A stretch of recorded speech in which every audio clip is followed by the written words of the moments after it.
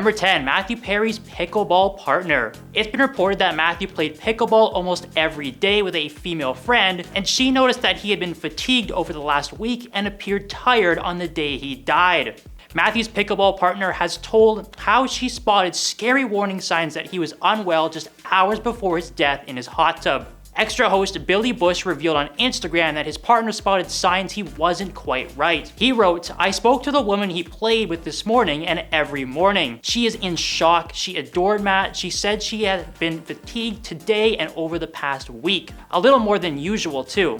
He played for 1 hour and then he went home." As we know, the 54-year-old star was found dead in his LA home after reportedly drowning in his hot tub. Law enforcement claims 911 dispatched responders at around 4 p.m. local time after a report of cardiac arrest. When they arrived on the scene, they began water rescue protocol after Matthew had seemingly drowned. At the time, it was reported that there were no narcotics on the scene and cops did not suspect any foul play, which many believe adds to the tragedy of his passing. Number 9, last photo ever taken. Matthew Perry last posted on Instagram 5 days before his sudden death at age 54. He shared a nighttime photo of himself inside a hot tub on Monday, October 23rd. In the caption, he wrote, "Oh, so warm water swirling around makes you feel good? I'm Matt Man."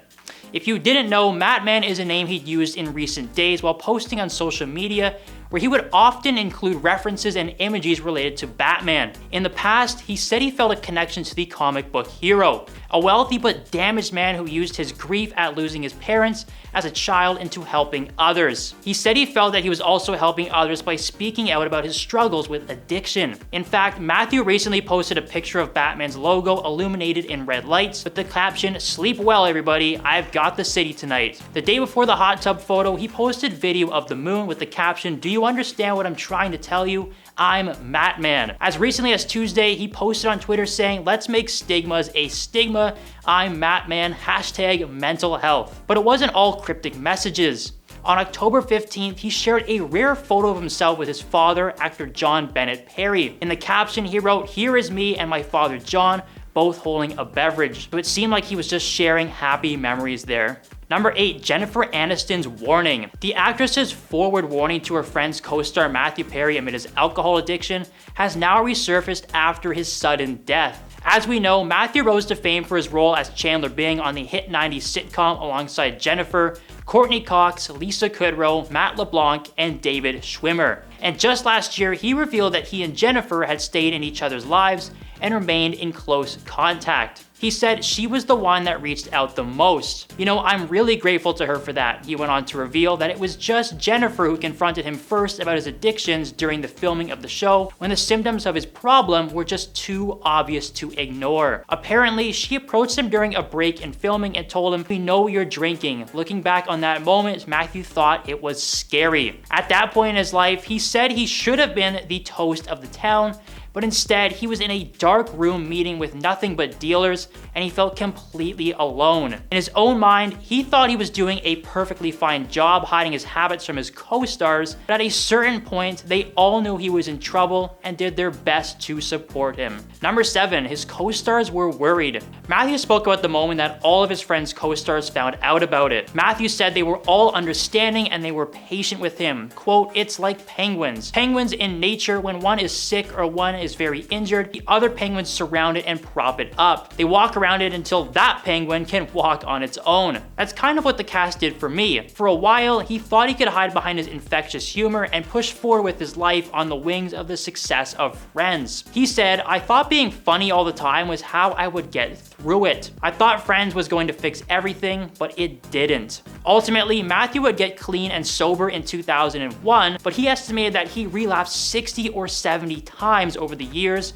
according to his 2022 memoir, Friends, Lovers, and the Big Terrible Thing. Along the way, he had many stints in rehabilitation facilities and suffered through a number of serious health issues, including a 5-month hospitalization in 2018 after his colon ruptured due to overuse. So he had an incredibly long battle just trying to beat his own habits, which was extremely difficult for him, as it would be for anyone. Yes, he said he had a good support system, but it's not always that simple. Number 6, the dramatic weight loss. When sharing about his substance use and the toll it began to take on his body, Matthew confessed he was taking as many as 55 pills a day, which contributed to his weight dropping to just 128 pounds. In an interview last year, he admitted that he didn't know how to stop. He also shared an analogy that explains the power that these substances had over him at the height of his TV career. He said, "If the police came over to my house and said, 'If you drink tonight, we're going to take you to jail,' I'd start packing. I couldn't stop because the disease and the addiction is progressive, so it gets worse and worse as you grow older." At his lowest point, Matthew revealed that he was given just a 2% chance to live while in the hospital. He spoke out this horrific experience in the memoir and how he had the mental strength to survive that trauma. During last year's interview, he told his story and became overcome with emotion, saying, "I'm an extremely grateful guy. I'm grateful to be alive, and that's for sure. And that gives me the possibility to do anything." He went on to reveal that part of his inspiration for writing an open and honest memoir, with all the ups and downs, was the hope that his stories could serve as kind of lifelines for others like Jennifer Aniston was for him. Number 5, hospitalization. Matthew's memoir, Friends, Lovers, and the Big Terrible Thing, a candid, darkly funny book, exposed his struggles with addictions, which got so severe that in 2018, at the age of 49, he suffered a gastrointestinal perforation as a result of his extreme usage. He was given just a 2% chance of living after being comatose for 2 weeks, and the actor had to use a colostomy bag while his colon healed. Matthew revealed that while his body was relying on the bag, he woke up in a horrific state 50 to 60 times throughout the 5 months he was hospitalized. So he made it very clear that he was suffering during this time. And the worst part about all of this was his secret.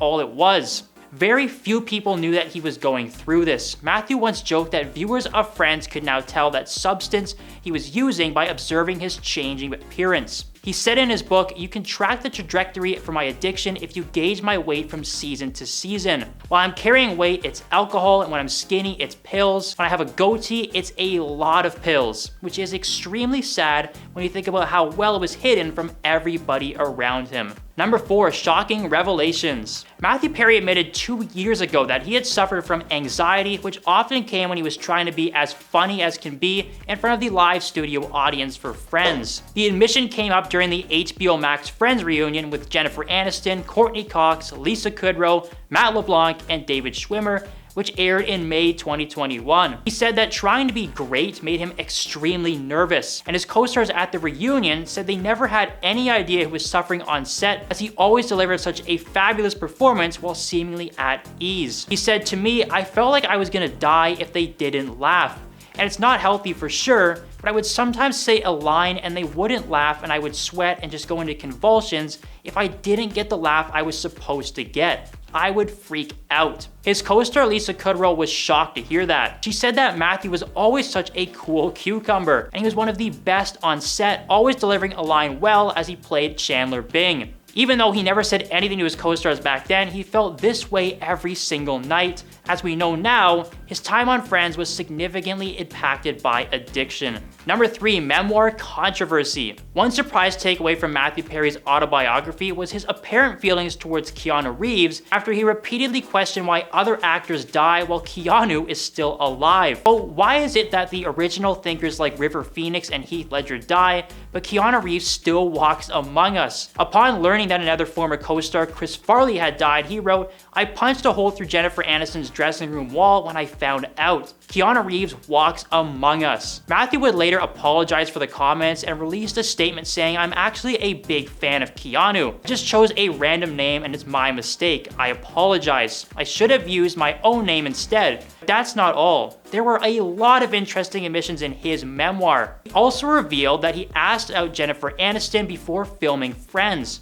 He explained how the two of them were the only Friends stars who knew each other before the show, having met 3 years before through mutual acquaintances. In one part of the book, he wrote, "I was immediately taken by her, and how could I not be? And I liked her, and I got the sense she was intrigued too, but maybe it was going to be something." It's safe to say that fans were more than shocked by that revelation. Number 2. Celebrity reactions. In the wake of Matthew Perry's sudden death, reactions and tributes have been pouring in from the Friends community, including some of his former co-stars. Many of these amazing tributes paying homage to Perry's life and legacy both on and off screen. The official Friends account on Instagram made a post saying, "We are devastated to learn of Matthew Perry's passing. He was a true gift to us all, and our heart goes out to his family, loved ones, and all of his fans." A representative for the actor and law enforcement confirmed his death to NBC News. He was found at his home in Pacific Palisades after an apparent drowning, and he was only 54. Known best for his iconic portrayal of Chandler Bing on the long-running sitcom Friends, Matthew Perry won international recognition and critical acclaim throughout his prolific Hollywood career. Aside from Friends, he also starred in television series and films like Studio 60 on the Sunset Strip, Growing Pains, Ally McBeal, 17 Again, and Perry received an Emmy nomination in 2002 for Outstanding Lead Actor in a Comedy Series for his role as Chandler Bing, and later Emmy and Golden Globe nominations for his performance in the 2007 miniseries The Ron Clark Story. And number 1, co-stars speaking out. The actress who portrayed Chandler's ex-girlfriend Janice on the show, Maggie Wheeler, also remembered the late Matthew Perry in a statement shared with NBC News. She wrote, "Matthew was an incredibly generous actor. There was no single time I stepped onto the stage with him that I did not feel lifted by his brilliance. Even in his darkest moments, his comedic timing was impeccable." Maggie said that Matthew suffered so terribly as his book revealed to the world, and that she hopes he is at peace beyond that suffering. He died way too soon and will be missed by all who loved and knew him in life, and as the beloved Chandler Bing. Maggie also shared a tribute on Instagram alongside a photo of the two of them from the show. She wrote, "What a loss. The world will miss you, Matthew Perry. The joy you brought to so many in your too short lifetime will live on. I feel so very blessed by every creative moment we shared." In the show, Janice and Chandler were no doubt a fan favorite couple. For a recurring character who only appeared in 20 of the show's 236 episodes, Janice's relationship with the gang added a surprisingly interesting subplot to the show. And even though she ultimately didn't end up with Chandler, there are still so many people who love to see their romance unfold on screen.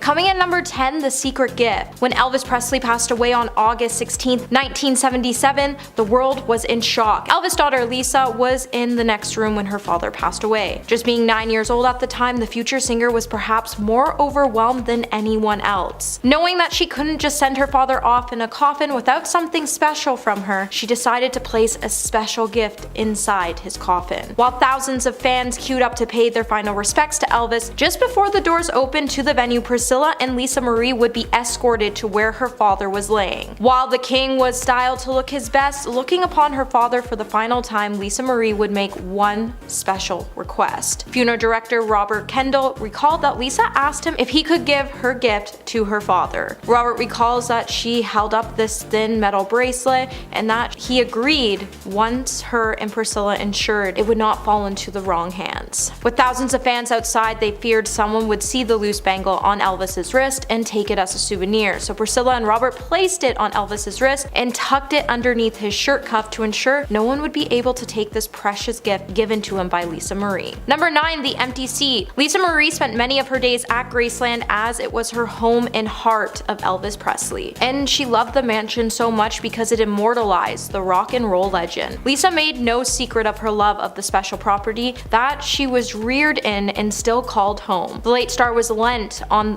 the mountain of memories from her childhood to keep the Presley family traditions alive, and that's why she still visited the luxury property regularly to do things Elvis and her used to do. After being open to the public in 1982 and becoming the second most visited private house in America, it became hard for so many to believe that the inner workings of the house still functioned, but Lisa Marie ran a tight ship after inheriting her father's estate. While the kitchen appliances were said to still work, they would be turned off for fire safety, and when Lisa Marie and her family were there, there, the staff would fire them up so the family could have dinner in the mansion. When the tours wrapped up, Lisa Marie and her loved ones could clamor around the huge dining table for family dinners, and they would occasionally leave an empty seat on the end in honor of Elvis. It was almost like she hoped her dad would walk in through the doors and take a seat at the table. But Lisa Marie's favorite excuse to get together was the Thanksgiving holiday, so she could be with her nearest and dearest father. Hey my little peaches, are you liking this video so far? If so, don't forget to give it a thumbs up and subscribe to the channel. Coming in at number 8, we have the upstairs room. For millions of fans who flock each year to Elvis Presley's Graceland estate, the home has become a place where they can truly get close to the king of rock and roll. However, Graceland was also a private home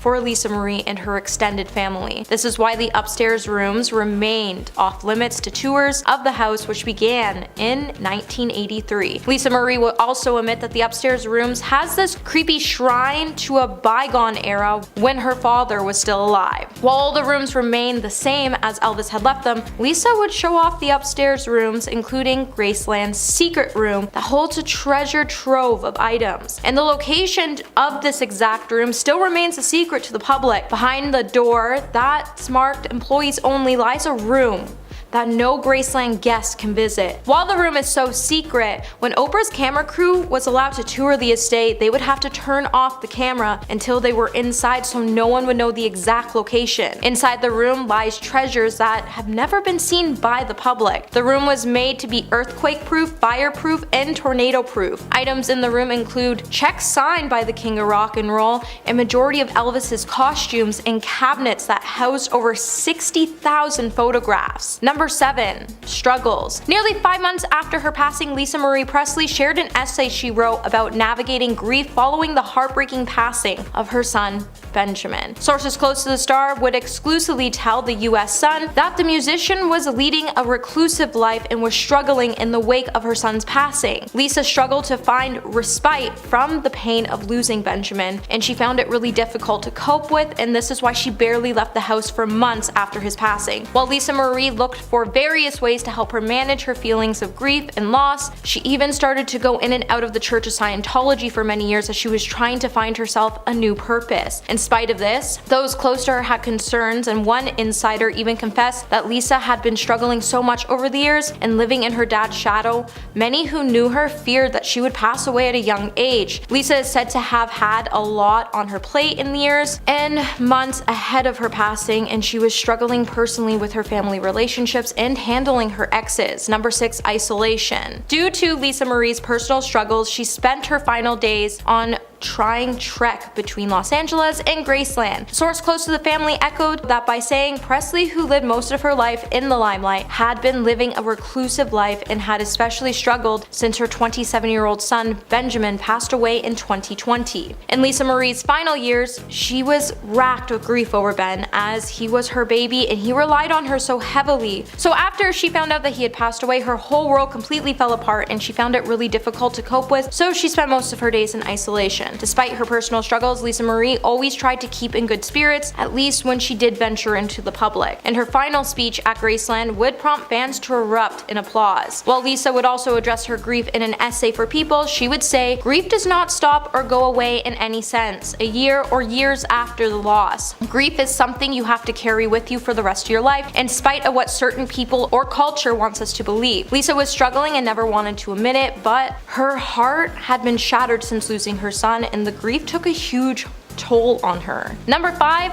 Priscilla Presley. Lisa Marie had mended her relationship with her mom Priscilla Presley after her son's devastating passing, despite years of prior estrangement. It's said that Lisa Marie had a really rocky relationship with Priscilla due to her troubles and breakdown of her marriage to Michael Lockwood, but they became close again after Ben's passing, and Priscilla supported her as much as she could. During Lisa Marie's divorce with Lockwood, Priscilla chose to stand by him, which caused a lot of friction between the mother and daughter duo. During this time, Priscilla was only able to find comfort from her friends as the relationship between her and Lisa fell apart and she was at loss over what to do at the time. While Lisa filed for divorce in 2016 and claimed she found images of younger people on Michael's computer during the divorce after losing her husband and mother, Lisa would turn to substances to numb the pain. While Michael denied the allegations, it would lead to a messy court and custody battle, and while Lisa needed her mom the most, she knew that her mom was on her ex-husband's side and that she couldn't turn to her for help. With only Lisa knowing what was truly on that computer, she never really detailed the things she actually found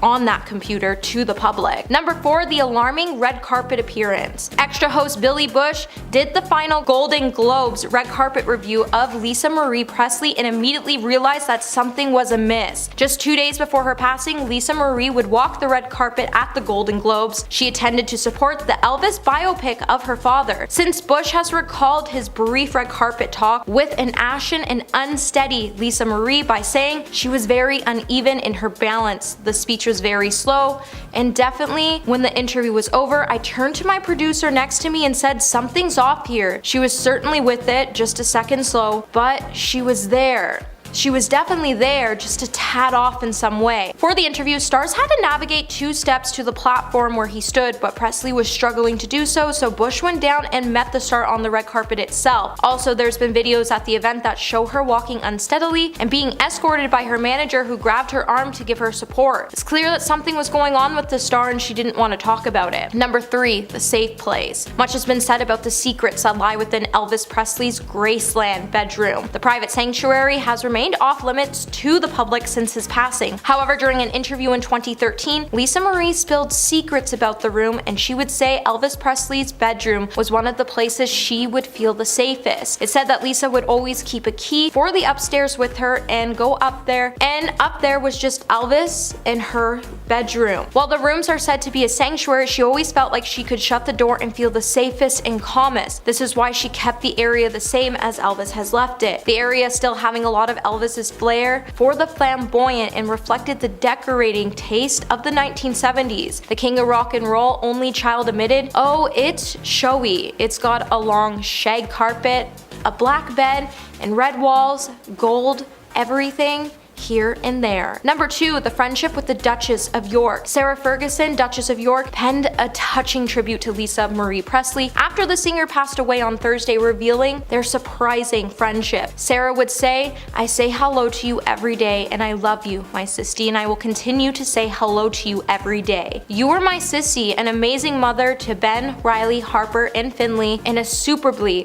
loving daughter to Priscilla. You have been my devoted friend for many years, and I am here for your family to support and love them. I am deeply saddened, my sissy. You are in my heart." A close friend to Prince Andrew's ex-wife told Page 6 that the two women originally met when Lisa was living in Sussex, England with her ex-husband Michael Lockwood back in 2010. Apparently they hit it off straight away and that they just seemed to understand each other. Over the years, the pair became quite close and kept in touch when Lisa moved back to the States. Lisa was always really supportive of the Duchess and when she was going through tough times, and Lisa even offered her refuge in Hawaii to weather out the storm. The Duchess was never able to forget that, and Lisa even went out of her way to support her friend, and that the two actually really bonded as sisters. And coming at number 1 today, we have The Secret Job. Although Lisa was a singer and songwriter that spent most of her life in her home country of America, the daughter of Elvis also called Sussex home for a while. While she also laddered herself a very different type of job when compared to her usual career, as she was actually working in a fish and chip van in the village despite owning a 15th century grade 2 listed country mansion. It appears that Lisa wanted to get stuck in with the village life and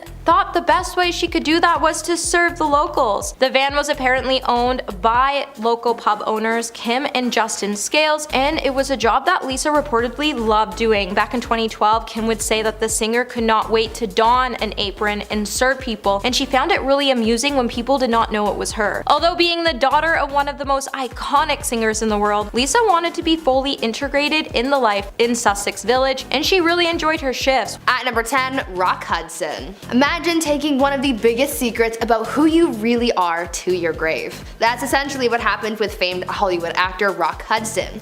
Rock was one of the hottest leading males in Hollywood in his heyday, but he lived with a huge secret for his whole life, and people didn't end up finding out about it until after his passing. When Rock passed away in 1985, it was revealed that he had died from AIDS. He became one of the first and most famous Hollywood celebrities to pass away from the illness. Because the illness was so heavily associated with being gay, speculation Speculation began to float around saying that Rock had been hiding his sexuality from the public this whole time. This all turned out to be 100% true, as friends and family of Rock confirmed what the public had been thinking in a biography on the actor. In the book, it was revealed that he had an ex-boyfriend named Lee Garlington, and he was described as Rock's true love. Rock's secret was really only known by his closest friends and family and an inner circle of Hollywood, and a lot of them fought to keep his sexuality a secret in order to preserve his career. I couldn't imagine how tough it would be to have to keep such a big part of who you are a secret from the world. At number 9, David Cassidy. Oftentimes we try our best to be open and honest with our struggles in life, but for some it's hard to share some of the things that you might not be too proud of. This is what caused actor David Cassidy to keep a pretty big secret from the public that wasn't actually revealed until after he passed away. Before he passed away, David shared with the public his struggles with dementia. Fans believed that the actor was suffering from the disease, and so when news broke of his death, people just assumed that it was the dementia that ultimately took him. But it wasn't until the documentary about the actor called David Cassidy, The Last Session, came out that the public learned the truth about David's health. It turned out that the actor was never actually diagnosed with dementia, and that this wasn't what was harming his health. Instead, it was alcohol poisoning that he was struggling with, and that ultimately took his life. In the documentary, the actor admitted to everything, saying, quote, "There is no sign of me having dementia at this stage in my life. It was complete alcohol poisoning, and the fact is, I lied about my drinking." End quote. One of the documentary's producers spoke out about having known about the actor's struggles before the public, where they said, quote, "We didn't want to exploit him, but ultimately he was honest about what killed him, and we decided that his legacy would be best served if we shared that." End quote. Before we carry on talking about some of the juiciest celebrity secrets, why not take a brief moment to leave a like on this video if you're enjoying it so far, and while you're at it, why not subscribe to the channel to see more videos like this one. At number 8, Gene Wilder. When someone is diagnosed with a serious illness, it becomes a very tough and very personal decision of whether or not to tell people about it.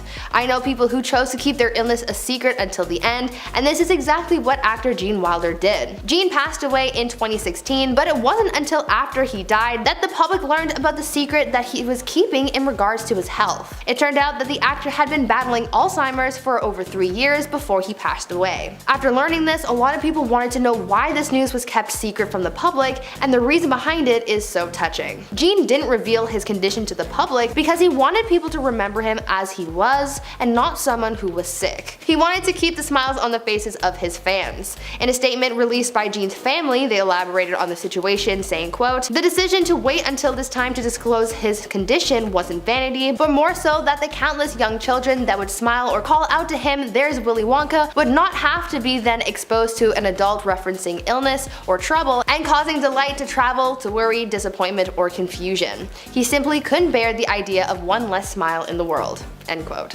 At number 7, Corey Haim. Unfortunately, as much as there's glitz and glam in Hollywood, there's also a dark side, one of those dark sides being harming and manipulating others. This is sadly something that actor Corey Haim experienced as a child actor in Hollywood. Both he and his best friend Corey Feldman experienced the dark side of Hollywood, and though Feldman has been pretty outspoken about what he endured, Haim on the other hand kept that top secret. The one thing that he kept absolutely hidden was the identity of the person who seriously harmed him. Haim went to the grave knowing the identity of the person who harmed him, but this secret isn't completely lost, as it's alleged that Corey Feldman actually knows who did it. Feldman tried in the past to get his friend to expose the person who caused him so much pain, but Haim refused because he was so scared that this individual would try and hurt them again. Haim made Corey promise that he would share the story of what happened to them if he died, and Corey did share some details, but again, the identity of the person who hurt Corey Haim remains a secret. At number 6, Sally Ride. Up next we have another celebrity who unfortunately didn't get to live their life as open as they should have been able to, as they went to the grave with a huge secret. Astronaut Sally Ride was the first American woman to go to space. She became widely known for her presence in the NASA community, promoting education and interest in space, and specifically devoted much of her life to helping girls excel in STEM. She did a lot for her community, especially women and young girls, but there was another community that she was a part of that no one really knew about until after she passed away. When Sally passed away in 2012, her title grew to not only be the first American woman to go to space, but also the first astronaut to be acknowledged as gay. Sally's sexuality was never public knowledge until her obituary named a woman named Tan O'Shaughnessy as her partner of 27 years. At number 5, Whitney Houston. Whitney Houston's personal life was often a hot topic in the media during her life. People were obsessed with what went on behind closed doors, the good and the bad. Though a lot of her personal life was exposed, one thing that remained a secret until her tragic passing was a horrible incident that she had endured when she was younger. After some digging and a published documentary, the world learned that Whitney was once a victim of inappropriate contact. After the singer passed away, her former assistant told the documentary team that Whitney had once confided in her to tell her about what she had endured when she was younger. The assistant told cameras, quote, "Whitney looked at me and said, 'Mary, I was harmed at a young age too, but it wasn't by a man, it was a woman. She had tears in her eyes. She says, Mommy doesn't know the things that we went through.'" End quote. Though she never spoke publicly about what happened to her, it is believed that Whitney once hinted at it in an interview when she got really emotional when talking about adults taking advantage of children. At number 4, George Michael. Imagine being portrayed negatively in the media for basically your whole career just for the narrative to make a 180 after your passing. This is the case with singer George Michael and how his public image changed after he passed away. During his career, George was seen as scandalous and the media really dug into this while he was alive, but after he passed away in 2016, the truth about who George Michael really was came out, and it was a very different narrative. He took the secret of his philanthropy to his grave, but many people wish that he was around to be appreciated for giving back to the people. The public came to learn that the singer made many large donations to a wide array of charities like cancer support groups and the Terrence Higgins Trust, which is an HIV awareness group. He kept all of his donations a secret and made sure that no one receiving these donations knew that he was behind it. He was a secret angel giving back to people without receiving any credit, which just shows that this help was genuine, not just for good press. At number 3, Prince. Another celebrity who was something of a secret angel of sorts was Prince. After he passed away in 2016, secrets about the singer started to come out, some of those secrets being about his philanthropy. One person, an environmentalist who worked for the Green Jobs Act, came forward to talk about one of the donations that they had once received anonymously from Prince, where they said that they received a check for $50,000. At first, they sent the check back because it was so out of the blue and they didn't really trust it, but to their surprise, the check came back again, this time with a phone call. The environmentalist then went on to say that the person on the phone said, quote, "I cannot tell you who the money is coming from, but his favorite color is purple." End quote. On top of this anonymous donation, Prince also co-founded an educational effort to help teach minority youths technology called #YesWeCode, and he also made a donation to the family of Trayvon Martin. Speaking out about Prince's philanthropy, his ex-wife said that he never wanted to make these donations public so as to not overshadow the charity or the case. At number 2, Anthony Perkins. Known for his role as Norman Bates in the Hitchcock film Psycho, actor Anthony Perkins lived a pretty quiet and private life, but he also took a very big secret to his grave. When news broke of his passing in 1992, it came as a sudden shock to people. But what the public didn't know at the time was that Anthony had been secretly battling a serious illness that he kept from the public. For 2 years before his passing, the actor had been secretly receiving treatment for AIDS. Speaking out about her husband's treatment, Anthony's wife told sources, quote, "He went twice to stay at a hospital and once as an outpatient, and we went under another name. You think that this man has spent his entire life giving people so much pleasure in show business, and this is his reward. He can't even be himself at the end." End quote. Anthony knew that when the public found out about his condition after his passing, there would be a lot of questions as to why he never publicly revealed his condition, and so before he died, he wrote a statement to be read once he passed on. In the statement, the actor wrote, quote, "I chose not to go public about having AIDS because, to misquote Casablanca, I'm not much at being noble, but it doesn't take much to see that the problems of one old actor doesn't amount to a hill of beans in this crazy world." End quote. And finally, at number 1, Billy Tipton. Billy Tipton was a famous jazz musician who kept a huge secret from everyone. This secret was so hush-hush that not even his closest friends or family knew. Billy had a pretty solid career in the beginning. The 40s and 50s were Billy's time to shine, rising to fame and taking American jazz by storm. Billy's career started to decline, however, after he declined an offer for a recording contract and to open for Liberace. After that, the musician started to fade out of the spotlight. Over the course of his life, Billy was married 5 times, adopted 3 kids, and was considered to be a real family man. But one day, when Billy suddenly collapsed, his secret was revealed. While paramedics were trying to save him, it was discovered that Billy wasn't biologically male. Like I mentioned before, no one knew. Literally no one, so this came as a shock to everyone. It turns out that Billy dressed as a man in order to be allowed into the world of jazz. Because of this huge secret, Billy was forced to live a pretty private life in order to avoid being caught. Number 10. Unheard song covers. Over her career, Tina Turner has written and performed dozens of original songs that are still popular to this day. Much like a large portion of musicians back in the day though, she took time to perform covers of songs from other artists. She performed a rendition of Let's Dance with David Bowie, covered Elton John's The Snitch Is Back, and several others over the years. Tina retired from performing in the early 2010s, and since then there's been a massive slew of successful songs that the artists totally should have covered. What would Tina Turner's version of Poker Face have sounded like? Did she ever want to do a cover of Uptown Funk with Bruno Mars? There will never be a Land Down Under What's Love Got to Do With It mashup. We have to imagine that Tina was keeping track of current music trends, and she almost certainly kept like a little book of names of people that she wanted to collaborate with. I think we can all agree the afterlife is going to have an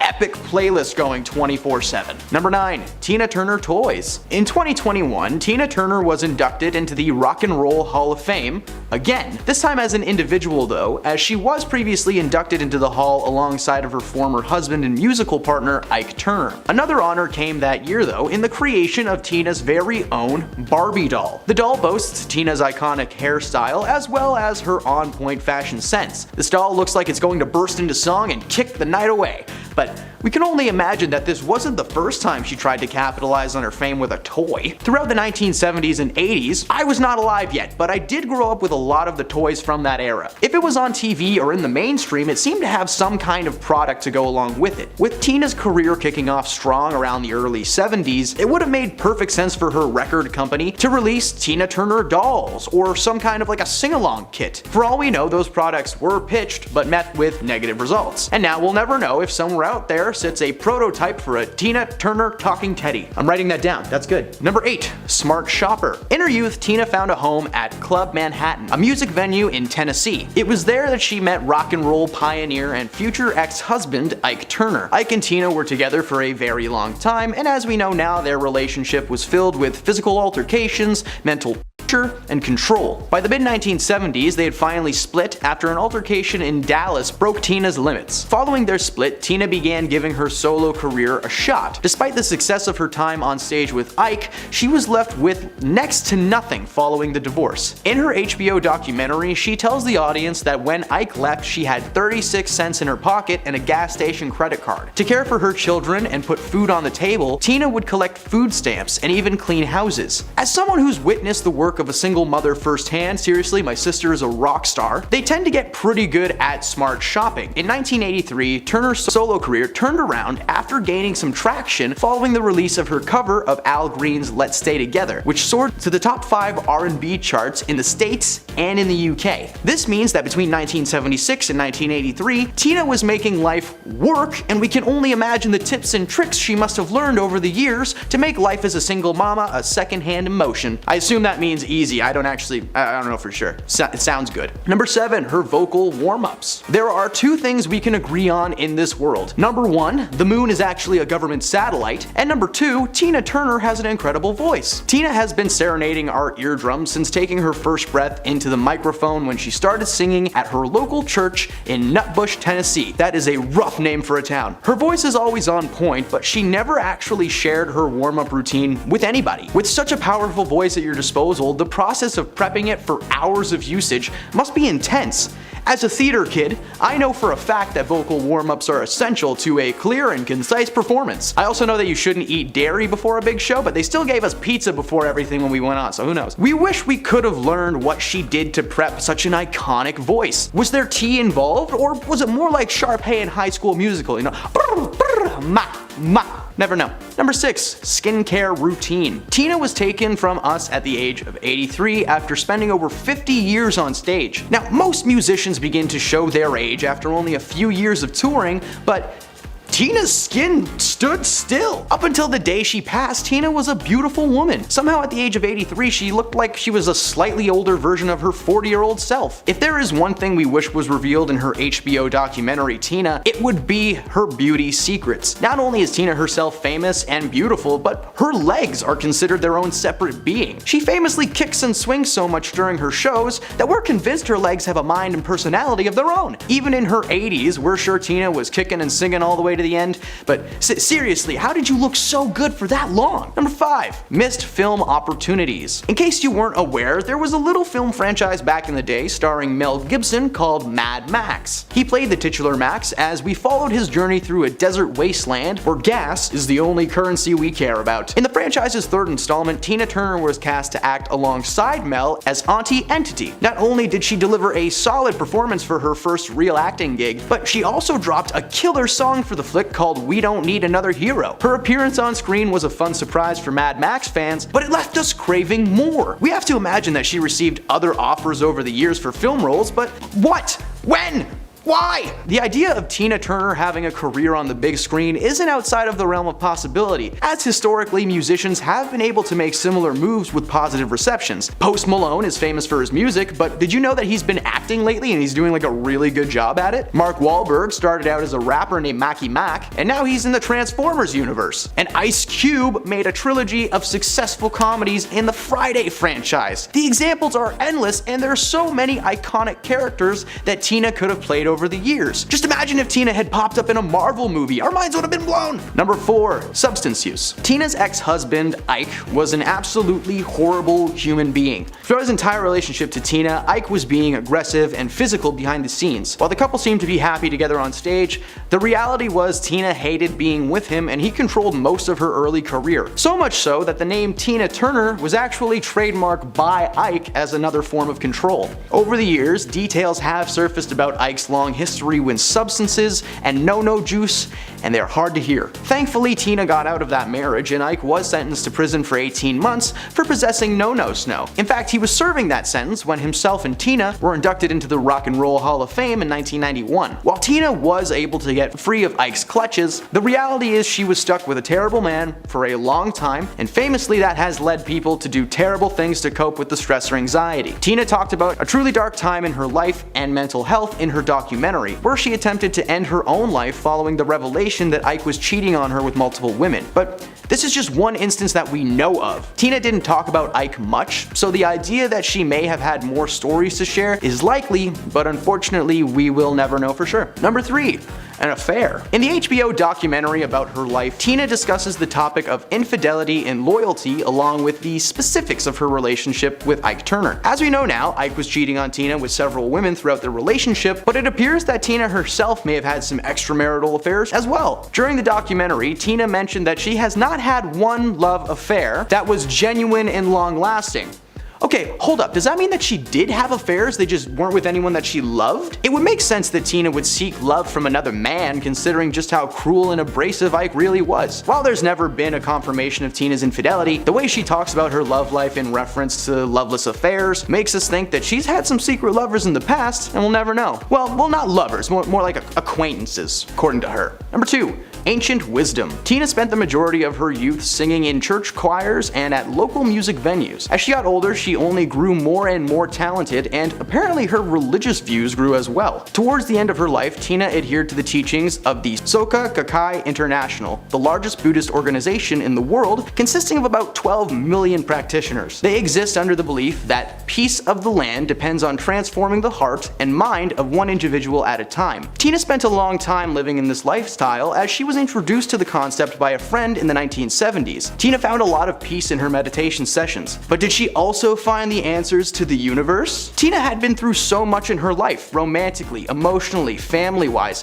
yet somehow she not only remained positive, but she was eventually able to forgive those who caused her harm in the past. The calm and comforting manner in which Tina existed makes us think that during those meditation sessions, some kind of door was unlocked in her mind, allowing her to release all the problems in her life and move on. I want that. Can I have that, please? Number 1. Tried to have Ike taken out. Phil Spectre was one of the most prolific record producers of the early 1960s. He quickly recognized the potential in Tina, but noticed there were some outside issues holding her back. Specifically, her boy toy Ike was kind of a Phil knew about the rocky relationship and set a plan in motion to have Ike dealt with. In the documentary Tina, it was revealed that Phil once paid someone to distract Ike while Tina was in studio sessions to just get him out of the room and allow Tina to do her thing without the stress and pressure of Ike being right there. While the doc confirmed this one story, Spectre was a man who had friends in high places. If he wanted someone taken care of, it was gonna happen. Maybe he hired this person to get a feel for Ike before deciding if he really needed to take him out for good. Tina worked with Spectre on her career milestone collaboration, River Deep Mountain High, and while at first it was a major flop, it went on to be one of the most iconic songs she's ever performed. Look at that. Take a person you hate out of the equation and there's nowhere to go but up. Starting off our list today in the number 10 spot, we have Unpaid Debts to Unknown People. On April 20th, TMZ posted a pretty alarming article that pretty much hinted that there may have been foul play when it comes to Aaron Carter's tragic passing. With Aaron's fiancée, Melanie Martin, speaking out about the results of his passing, she would say that they have not brought her closure as she still has a lot of questions, as when the star passed away, he was found wearing a t-shirt and a necklace in a tub, which doesn't make any sense, as why would he be in a bathtub with his clothes on? While Melanie continues to speak to TMZ, she went on to note she was thinking about having everything re-examined for a second time because she believes Aaron would not want no stone unturned. With Melanie previously telling publications that there had been text exchanges on Aaron's phone between him and an unknown person for an $800 bill, Aaron's mother has also urged the police to open a more thorough investigation into her son's passing,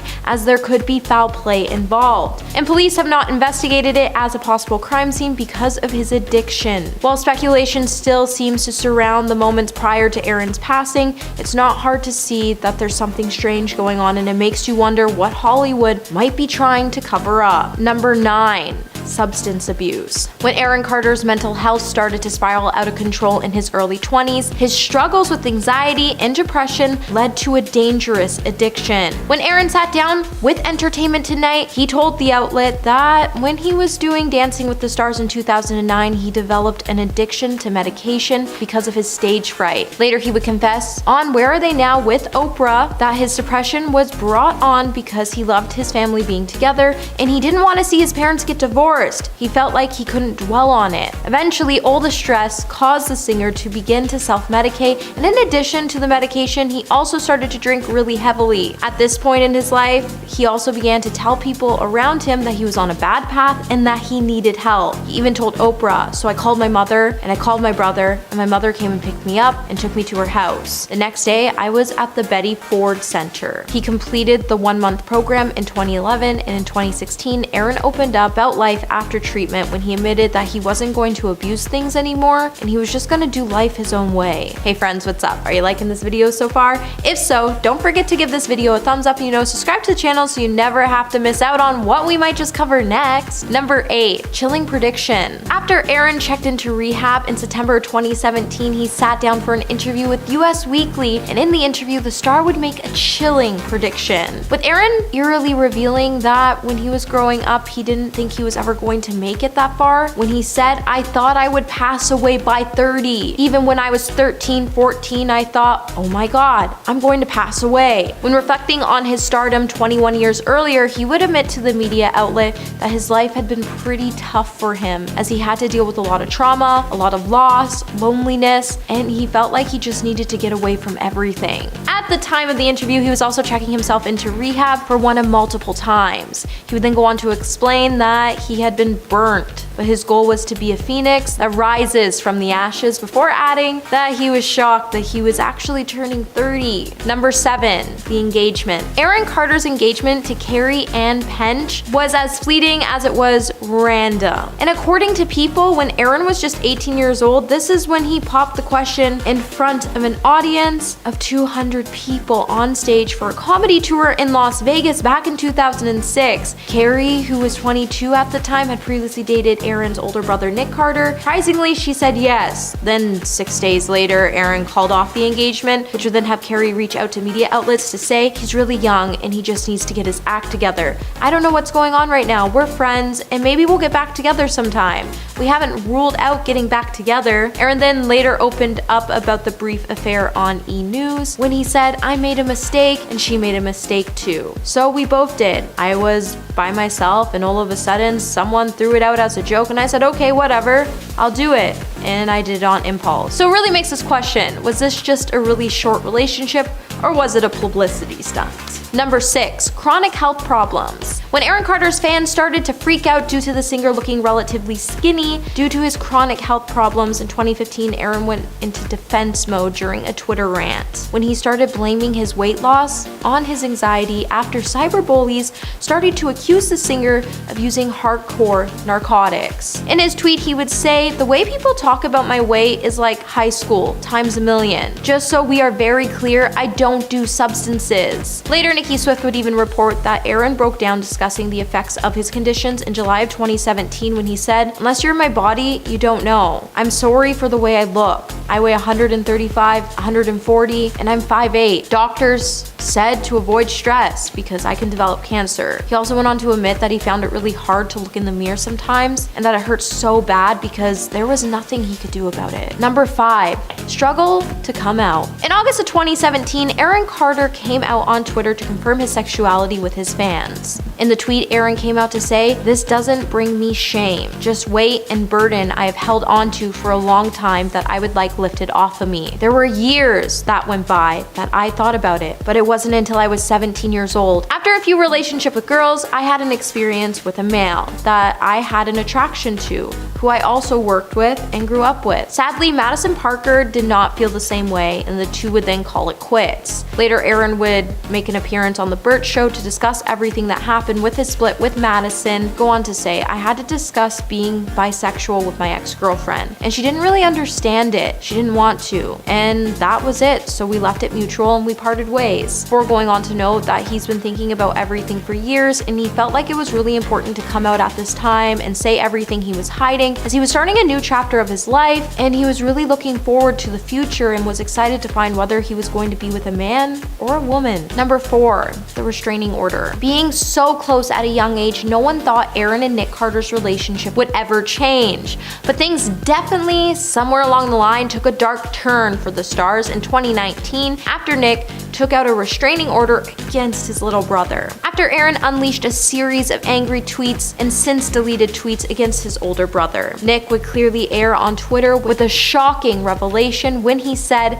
"After careful consideration, my sister Angel and I regret that we were required to seek a restraining order against our brother Aaron today. In the lights of Aaron's increasingly alarming behavior and his recent confession that he harbors dark thoughts, we were left with no choice but to take every measure possible to protect ourselves and our family. We love our brother and truly hope he gets the proper treatment he needs before any harm comes to himself or anyone else." Aaron clearly didn't take too well to his family's tweets, to say at least, and he immediately replied to the snub with his own message saying, "I haven't seen him in 4 years and I don't intend to. Take care, Nick Carter. We're done for life." Number 3, bankruptcy. Back in 2013, Aaron Carter started to make headlines after he filed for bankruptcy, with his publicist telling CNN at the time it wasn't a negative thing and it was more of a positive thing, as the star was doing everything he could to move forward from the bulk of debt he was facing due to the fact he lost a massive amount of money when he wasn't in control of his own finances. The singer then went on to clarify why he filed for bankruptcy when he said, "There was a lot of neglect on my parents' part. They didn't do things right. Under the Coogan law, my parents were supposed to be putting 15% of my money into my Coogan account. I got $2 million when I turned 18 years old. I should have had at least $20 million in my account. And at the time, this is also when Aaron realized he owed around $4 million in taxes." While Aaron definitely didn't hold any grudges towards anyone for his financial situation, he also went on to tell GQ, "I don't want people thinking my parents broke child labor laws. So I was like, I can handle this. I love my mom and dad, and they are responsible for giving me my career, and I still have one today. So I'll file for bankruptcy and I'll pay 25 cents on the dollar for every cent I pay back." Number 2, the feud. Even with there being 8 years between them, Nick and Aaron actually used to make quite an adorable team, but they weren't exactly always as thick as thieves. When fans first caught a glimpse of their rocky relationship when a heated argument between the two ended in a fistfight on their 2006 reality show, House of Carters, and in July 2017, their estrangement took another hit when Aaron got arrested for driving under the influence. Although Nick tweeted out to support his brother, Aaron would then go on to accuse him of not really being genuine as he decided to bring up the conversation on a public forum. As of 2019, the brothers were still on outs, and not only did Nick have a restraining order on his little brother, but Aaron also called out his brother and pretty much insinuated that Nick's charges had truth to them, and if things couldn't get worse, Aaron also stated that Nick was capable of harming him when he went on to say, "I'm so scared that something is going to happen to me. I endured so much abuse from Nick, and I don't know what he's capable of. If something happens, I let God lead the way, and he is with me." And coming in number 1 today, we have the rocky relationship with mom. Aaron Carter's mom, Jane Carter, devoted her life to building her talented sons' careers. But her momager tendencies even put Kris Jenner to shame. In the family's 2005 20 out of 20 special, she would say, "I sacrificed my whole entire life for that child and for the other child for the sake of that family. I made sacrifices every day. I was willing to do it for them, for the family." But the Carter kids lost their mom in the process. And it even had Aaron admit all he ever wanted was for his mom to love him and to just be his mom. Aaron's dad, Bob Carter, then went on to explain when Nick grew up, Aaron became the cash cow, and all mom loved at the time was the person bringing in the money. To make matters even worse, Jane also went on to write a tell-all book about her sons and how she allegedly stole hundreds of thousands of dollars from their fortunes. Aaron would then later come out to discuss everything that happened when he said, "Every show we did, we'd probably make about 40,000, 50,000 a show, and it was all gone." Fame and fortune then went on to cost Jane her family, and she would even admit, "It taught me a really big lesson, that all material things in the world are not important compared to the amount of time that you can spend with your children." 3. And at number 10, Bob Saget. Legendary comedian Bob Saget passed away suddenly on January 9th in a hotel room in Orlando. Immediately after his passing, fans were speculating on how he passed. After some investigation, it was reported that there was no foul play or use of substances, that he most likely just passed away of a heart attack or stroke. But the autopsy has just come back, and we know that he actually died of blunt force trauma to the head, a much different story than what was said before. The night before he died, Saget did a show at a concert hall in Jacksonville, Florida. Then he was found unresponsive in his room at the Ritz-Carlton in Orlando, quote, in a face-upward position on his bed, according to a police report. Police are now saying a fall could be the reason, but other experts are claiming the force used is similar to that of a baseball bat, raising even more questions. As of now, Saget's family is blocking the release of any records pertaining to the case over privacy issues, so it seems we may never know what really happened to cause his death. And at number 9, Naya Rivera. Naya Rivera, best known from the show Glee, shocked the world when it was reported that she had gone missing in a lake in July of 2020. She was out on a boat with her young son, and after many hours on the water, the boat returned with only her son on it. Her child was found asleep on the vessel by a boater that afternoon, alongside Rivera's purse, wallet, and ID, but Naya was nowhere to be found. After searching the lake for days, her body was discovered. The Ventura County Sheriff's Department announced on July 13th that they had recovered her body following an extensive search and recovery effort. Since then, her death has been ruled an accident, but for many fans, the whole thing just seems too strange to be true, and unfortunately, we will never know the full story of what happened on the boat that day. And at number 8, Michael Jackson. The king of pop died suddenly at the age of 50 after suffering a cardiac arrest in June of 2009. But there's been so much mystery around his death, it went from being ruled an OD to a homicide. He was found unresponsive in his home, and it was determined that he ingested too much of a substance. After investigation, his personal physician, Dr. Conrad Murray, was charged with manslaughter, with the courts arguing he prescribed Jackson much more than was needed, and his prescription caused his death. The years after his passing, allegations of inappropriate conduct from former friends of Jackson's came to light. And ever since, fans have been trying to figure out what really happened between Jackson and the kids he would spend time with at his home. The secrets of what truly happened will now never be uncovered. And at number 7, Benjamin Franklin. Benjamin Franklin is known for a lot of things, specifically being one of the founding fathers of the USA, but it seems he was not always faithful to his wife, and he had a mysterious son with another woman. The son, named William Franklin, was clear he was the son of Franklin's, but notoriously mysterious over who his mother was. Some suspect he was born before Ben married Deborah Reed, making him illegitimate.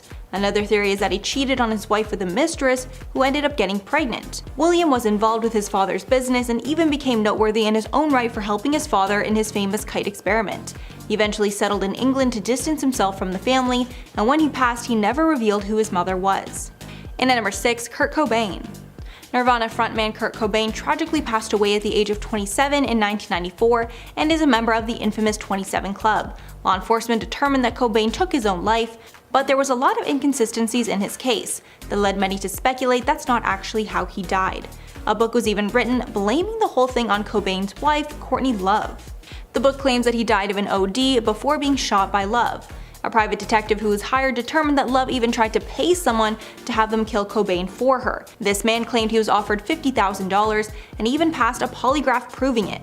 Although Love was never officially charged, she's guilty in the court of public opinion, and many fans are convinced she is responsible, but only Cobain knows the truth. And at number 5, Ludwig van Beethoven. On his deathbed, Beethoven wrote a love letter to the love of his life, although he didn't address it to anyone, so we have no idea who this woman was.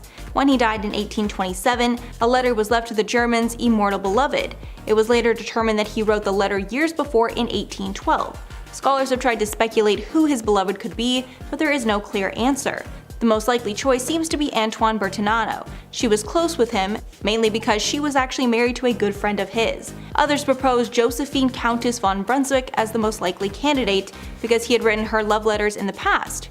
It was speculated that since she was poor and of low social standing, he was not allowed to be open about his true feelings for her. Since he never told anyone, only he knows the answer. And at number 4, the Black Dahlia. The Black Dahlia is one of the most infamous cases in LA history. On January 15th of 1947, 22-year-old Elizabeth Short's body was found dead in a vacant lot near a park in LA. The state of her body was the most concerning. Her body was cut in half and all the blood was drained from it. Her body was also perfectly clean, so no evidence was able to be collected from it. There was only one witness that was any help to police. The person claimed they saw a black sedan parked in the area the night before. Since her passing, there have been tons of theories about how or why it happened. And even though so much time has passed, nobody has ever been charged for the crime. Today, the Black Dahlia case remains one of the oldest cold case files in LA, as well as the city's most famous. And at number 3, Prince. Prince is one of the most legendary singers of all time, who made a huge impact on the industry, but his shocking death left many with unanswered questions, and many fans are still convinced we don't know the full story. On April 21st of 2016, he was found unresponsive in an elevator at the Paisley Park studio. Initially, the police marked it as an accident because when he passed away, he had many substances in his system.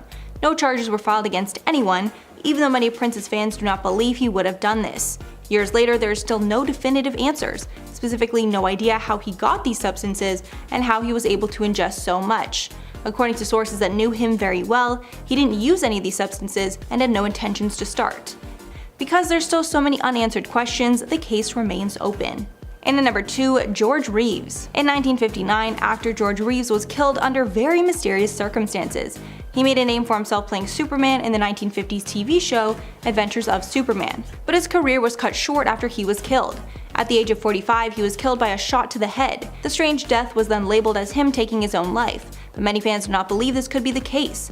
It was rumored that he was intentionally killed or the death was completely accidental. To add even more strangeness, the death happened while Reeves was with 3 other people, including his fiancée. But even though all those people most likely witnessed what actually happened, none of them ever told.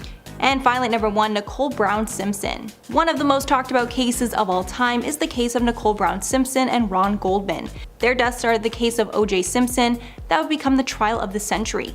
Nicole Brown Simpson and her friend Ron Goldman were killed outside Simpson's Brentwood, California condo in 1994. After some investigation, it was clear that O.J., her ex-husband, was the prime suspect. His DNA had been found at the crime scene, and witnesses saw him leaving the scene of the crime that night. After an intense and highly publicized trial, he was found not guilty, and with no other suspects considered, the person responsible is still out there. Although many people are convinced that O.J. is the person who did it, and lucky circumstances are the real reason he got off. He was later found guilty of committing the act in a civil lawsuit done by Ron Goldman's family, but because of O.J.'s financial troubles, he has not paid this debt. Years later, O.J. went to prison for robbery and is now out free. Number 10, his final words. The first police officer at the scene when Tupac passed away revealed in 2014 what the very last words he ever spoke were. Last words are a defining moment in our lives, the final sentence that leaves our lips before we vanish. Sometimes it's lovely and meaningful, but as you may expect, Tupac's final words were anything but peaceful. The officer who heard these words kept them to himself for years, only revealing what they were almost 20 years later. The officer explained that Tupac took a deep breath to get the words out, and he opened his eyes. According to the former sergeant from Las Vegas Police Department, his final words were, "F you," only he said more than just a letter. A very Tupac way to go out of this world, the officer felt the need to withhold the information while an investigation was taking place. They didn't want the headlines to read, "Final words F you," instead they wanted to make it known that the case was serious and that they were on top of it. Now in 2023, the case is reopened and there might be some closure, but that has yet to come. Speaking of which, number 9, who ended his life? If you're watching this entry, you are more than familiar with Tupac Shakur and how he met his end. Almost a week after being blasted by an unidentified assailant in his own SUV, he passed away on September 13th, 1996. He was only 25 at the time, and thanks to his very public feud with fellow artist Biggie Smalls, his passing led to years of rumors and speculation as to who really did the deed. 6 months following his passing, Biggie was caught slaying another person in a very eerily similar fashion. The evidence was pointing to the artist, and the only person who could truly point the finger was Shakur himself. However, a few days ago it was revealed that a man named Dwayne Davis was arrested on suspicion of slaying Tupac. The police suspected his involvement for years, but it wasn't until he started doing press that they had enough evidence to reopen the case. In 2009, he confessed to being in the area on camera, boasting about how close he was to the moment. In recent years, he's been painting a picture that he was front and center when things went down. While there has been no conviction just yet, the officers involved are confident that they have caught the man responsible for taking down a man considered to be one of the greatest of all time. Number 8, he wanted to act. While not known for his time on the silver screen, one of Tupac's main goals in life was to have his face on the cover of a movie poster. Well, that dream came true in 1992 thanks to the film Juice, a crime drama featuring several big-wig actors like Sam Jackson. The film was a critical darling with a little bit of everything for both fans of Tupac and fans of the crime thriller genre. In the few years before his passing, Tupac started a handful of other projects, movies like Poetic Justice, Above the Rim, and Gridlocked being the most lucrative. Despite his presence in the world of music, his public feuds and fallouts, he was able to get his face on a poster and people actually really liked it. Now, I'm not a big Tupac guy, in case that wasn't obvious, but it's cool that he got the chance to do his thing before someone decided that he shouldn't be around anymore, and I just kind of wanted to talk about it. Number 7, relationship to Jada Pinkett Smith. Decades after Tupac's passing, people still had questions about his relationship to Miss Pinkett Smith. Rumors had been circulating with some claiming that Jada may have had a hand in what happened. Well, while doing an interview on Sway Universe, she weighed in on her relationship with Tupac. Jada said that when she first met Tupac, she was a purveyor of narcotics, so to speak, continuing to explain that this was how they first bonded. She clarified that something really terrible made her leave the world behind, but she had already introduced Shakur to the scene. As she got out, he got deeper in. She claimed that they were close for many years, even claiming to have paid a bail of $100 grand after Tupac was held for possible mistreatment charges. Now, what makes their relationship more questionable is Will Smith expressing his jealousy towards the late musician. Will claimed that while things never got physical, their love for each other was legendary. The interview only made it seem like Jada had a ton of skeletons in her closet that were yet to be revealed, so we shall see how things go. Number 6, his last name means thankful. A fun fact about Tupac Shakur is the meaning of his last name. Tupac was born in Brooklyn, New York to members of the Black Panther Party. Now, if you don't know what that is, take a history class. His first name, Tupac, came from the 18th century Peruvian revolutionary Tupac Amaru II, whose name meant shining serpent. Amaru II led the largest rebellion in Spanish colonial history. Though the indigenous uprising was unsuccessful and he was executed as a consequence, the revolutionary became a mythical figure in Peruvian struggle for independence, as well as the inspiration for several Spanish-American causes and beyond. And Shakur is an Arabic word for thankful. So, shining and thankful were this man's first and last name. Legendary. Number 5. his love of Shakespeare. So when doing research for this video, I found a ton of fun facts about Tupac that have nothing to do with dark secrets or anything, so let's talk about some of those for a minute. For starters, Tupac was a massive fan of William Shakespeare. While he was attending the Baltimore School for the Arts, Tupac was a well-known thespian. According to Tupac himself, he just loved this guy, claiming that Shakespeare wrote some of the most raw stories of all time, and then saying that Romeo and Juliet was some hardcore stuff. Before his passing, Tupac even claimed that Shakespeare was one of his main inspirations growing up. He attempted to create music that discussed the human condition, and he wanted to showcase what a man in his situation was capable of. As life went on, he poured his heart and soul into his lyrics, just like Willie Shakespeare. Number 4, he knew about the holograms in 1993. Oddly enough, holograms are becoming a real thing that is just kinda normal. I was at a festival over the summer and there were just logos floating in midair, spinning in 3D. It hurt my brain, but in a good way. However, back in 2012, a hologram was unique and new. In comes Snoop Dogg with special guest hologram Tupac. Snoop was headlining Coachella in 2012, where he sang a duet with the holographic Shakur live on stage, also joined by Dr. Dre. The lifelike hologram sparked some pretty mixed reactions, varying from, hey, that's pretty cool, to, like zoinks, it's a monster! A ton of people thought it was so real that surely Tupac was alive, and he offered himself up for a full body scan. However, one darker rumor that may never be proven is that Tupac knew about holograms existing in 1993. This is a popular conspiracy theory online, okay? It's not my personal opinion. I just thought it may be fun to chat about holograms possibly existing in the early 90s. According to a ton of online forums, not only is Tupac alive on an island somewhere, but he is also the keeper of government knowledge. Whether he knew back in the day or not is one thing, but the way his hologram moves makes the world think that he must have scanned his body before he passed, so that the digital copy of him would exist for all time.